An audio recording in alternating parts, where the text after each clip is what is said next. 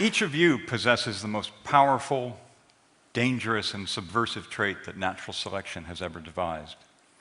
It's a piece of neural audio technology for rewiring other people's minds.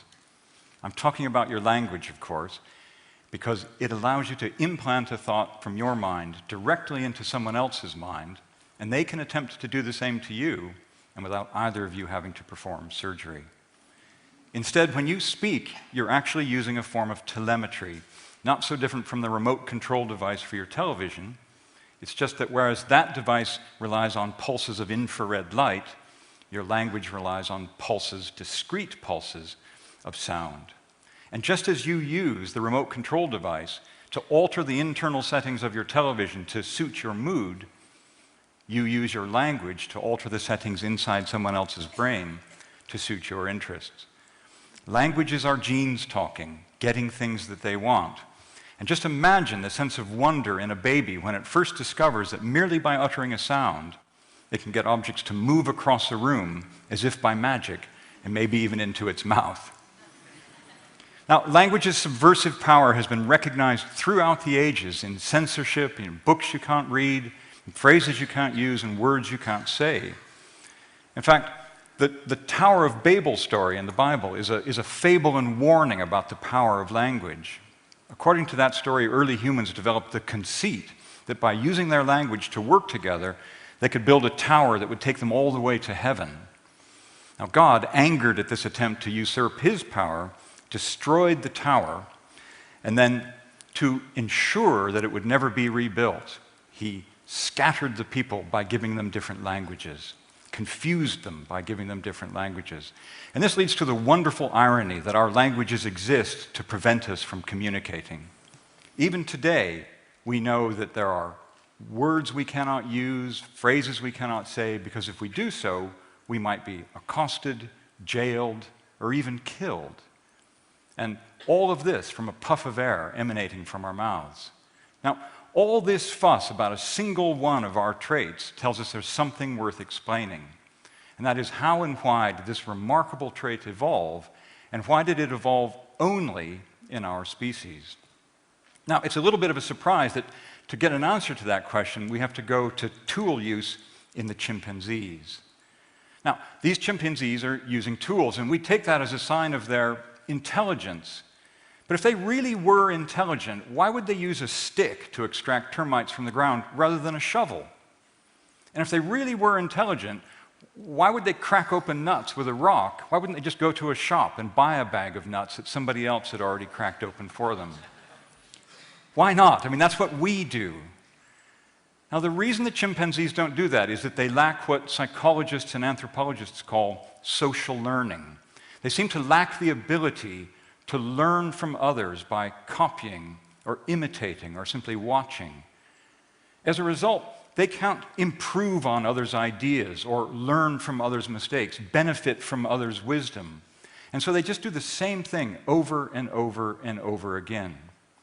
In fact, we could go away for 1 million years and come back, and these chimpanzees would be doing the same thing, with the same sticks for the termites and the same rocks to crack open the nuts. Now, this may sound arrogant or even full of hubris. How do we know this? Because this is exactly what our ancestors, the Homo erectus, did. These upright apes evolved on the African savanna about 2 million years ago, and they made these splendid hand axes that fit wonderfully into your hands. But if we look at the fossil record, we see that they made the same hand axe over and over and over again for 1 million years. We can follow it through the fossil record.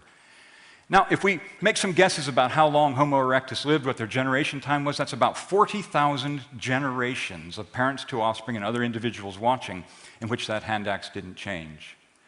It's not even clear that our very close genetic relatives, the Neanderthals, had social learning. Sure enough, their tools were more complicated than those of Homo erectus, but they too showed very little change over the 300,000 years or so that those species, the Neanderthals, lived in Eurasia.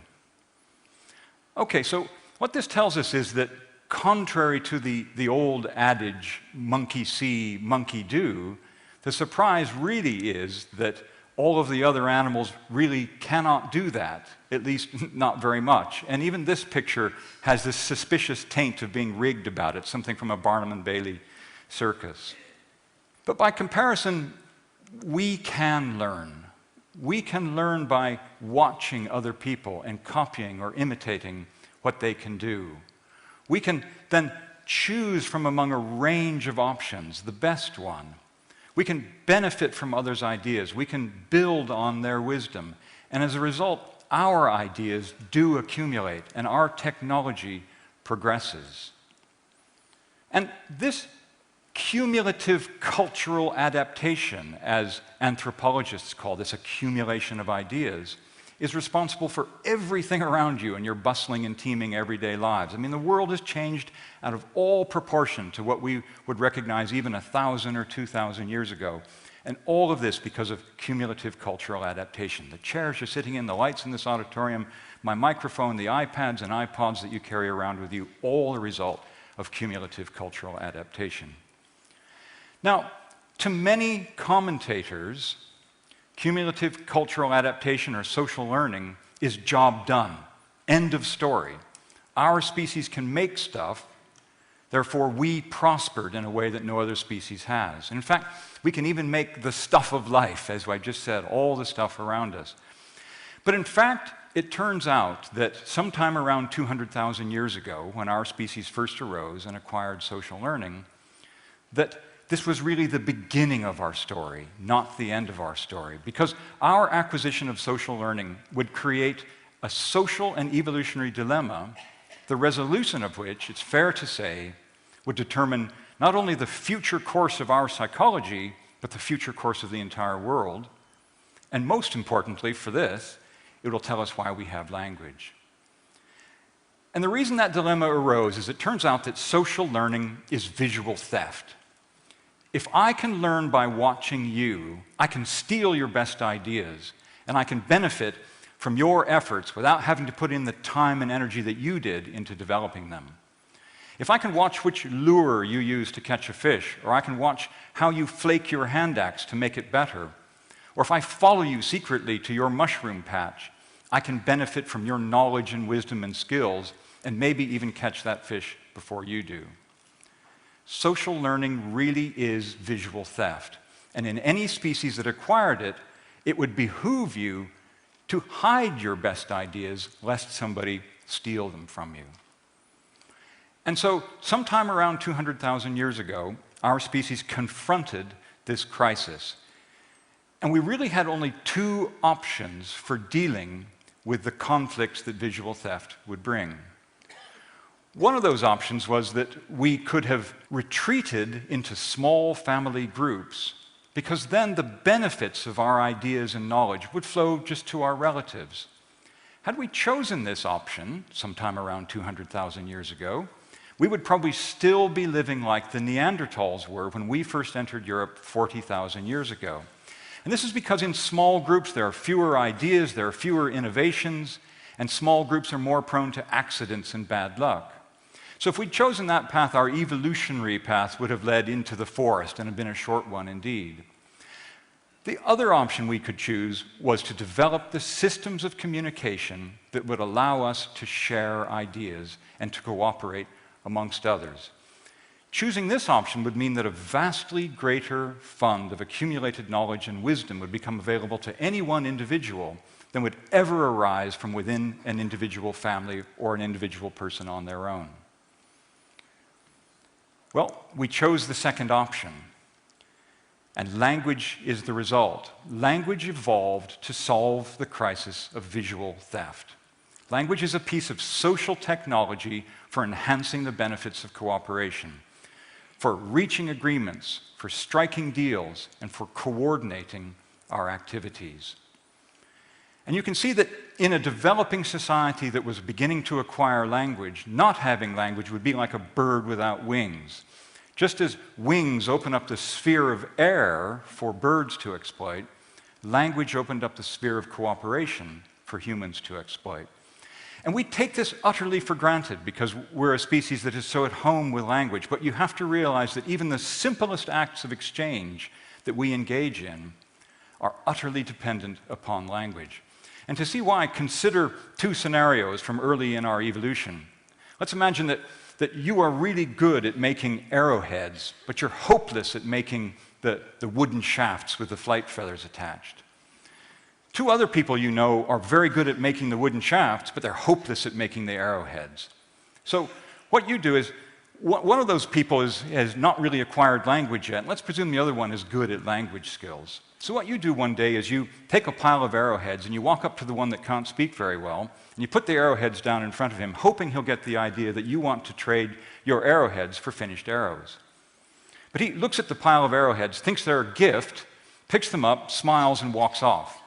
Now you pursue this guy, gesticulating, a scuffle ensues, and you get stabbed with one of your own arrowheads.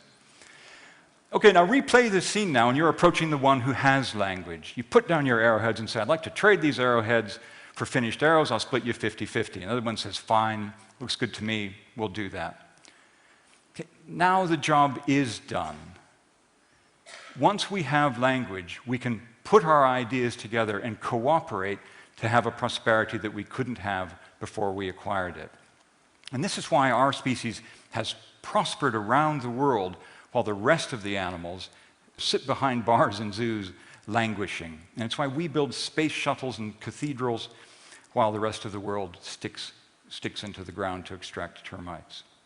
All right, now if this view of language and its value in solving the crisis of visual theft is true, any species that acquires it should show an explosion of creativity and prosperity. And this is exactly what the archaeological record shows.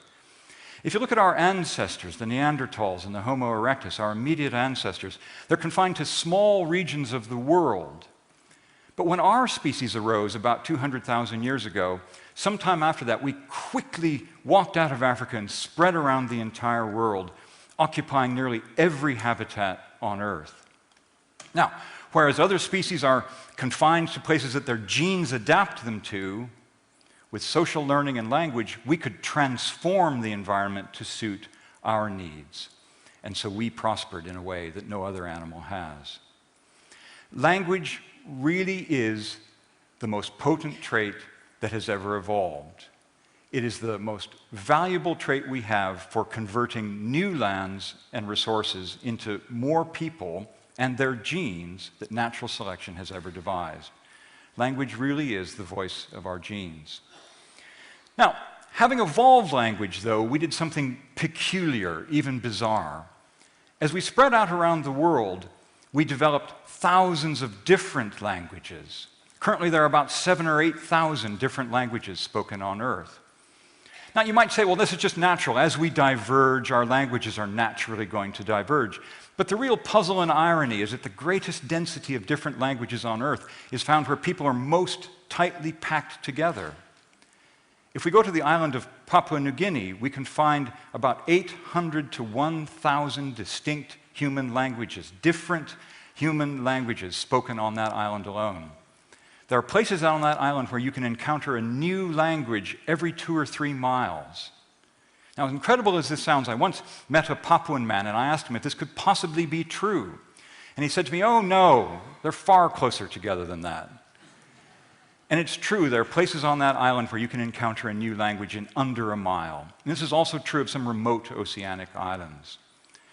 And so it seems that we use our language not just to cooperate, but to draw rings around our cooperative groups and to establish identities, and perhaps to protect our knowledge and wisdom and skills from eavesdropping from outside.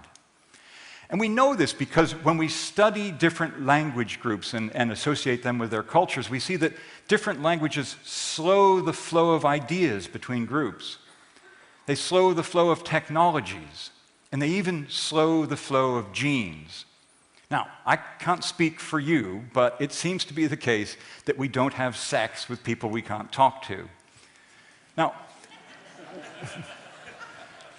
we have to counter that, though, against the evidence we've heard that we might have had some rather distasteful genetic dalliances with the Neanderthals and the Denisovans. Okay, this tendency we have, this seemingly natural tendency we have towards isolation, towards keeping to ourselves, crashes headfirst into our modern world. This remarkable image is not a map of the world.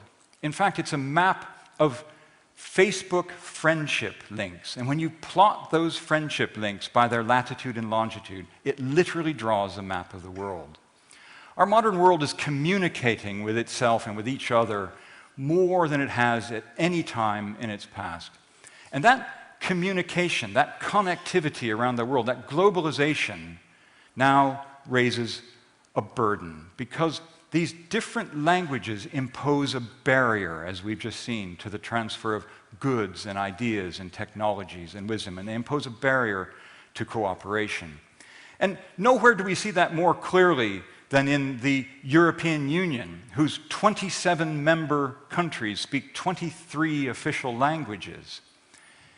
The European Union is now spending over 1 billion euros annually translating among their 23 official languages. That's something on the order of 1.45 billion US dollars on translation costs alone.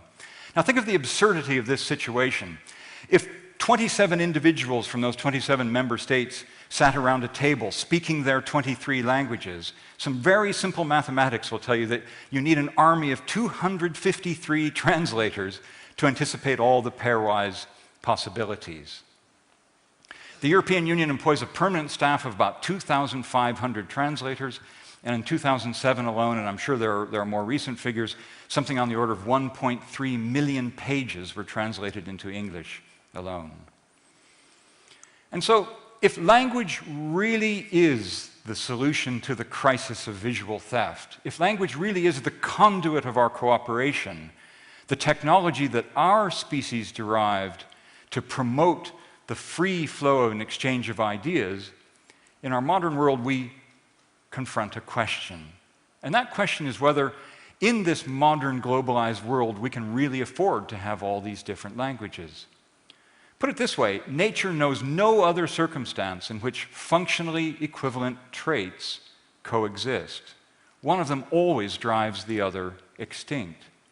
And we see this in the inexorable march towards standardization. There are lots and lots of ways of measuring things, weighing them and measuring their length, but the metric system is winning. There are lots and lots of ways of measuring time, but a really bizarre base 60 system known as hours and minutes and seconds is nearly universal around the world. There are many, many ways of imprinting CDs or DVDs, but those are all being standardized as well. And you can probably think of many, many more in your own everyday lives. And so our modern world now is confronting us with a dilemma, and it's the dilemma that this Chinese man faces, whose language is spoken by more people in the world than any other single language. And yet he is sitting at his blackboard converting Chinese phrases into English language phrases.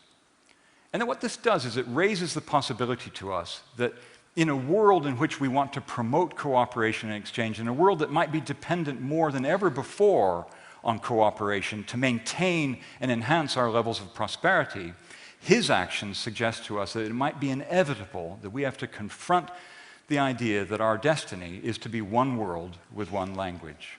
Thank you.